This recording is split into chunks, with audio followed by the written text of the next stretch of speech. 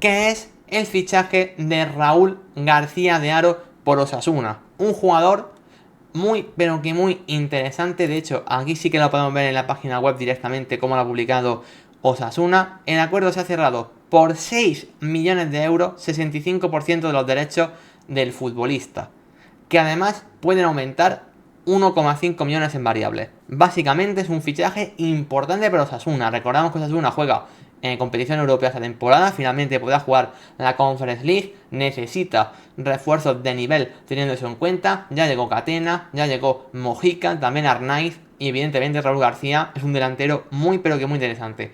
Cláusula de rescisión de 50 millones.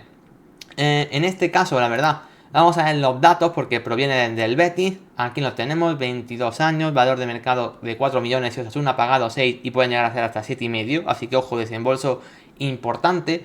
Y un jugador que en una situación extraña, básicamente porque como estáis viendo aquí, es un jugador que viene en un crecimiento realmente interesante. De hecho, era un jugador que pasaba ciertamente desapercibido en temporadas anteriores y básicamente la rompió el año pasado en segunda con el Mirandés.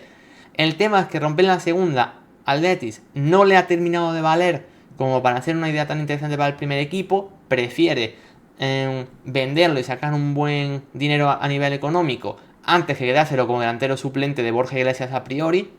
Y por eso decide venderlo, como veis. Aquí tenemos 6 millones de euros hacia el Betis.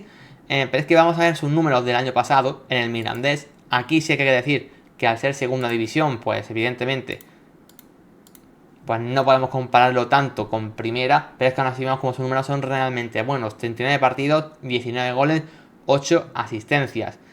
Al final es un jugador que es un delantero centro bastante nato, la verdad. 1,92 de altura, como estáis viendo. O sea, es un delantero que podríamos decir que es estilo Budimir. Aquí vemos, por ejemplo, buena racha anotadora el año pasado, pero básicamente fue el delantero titular del Mirandés.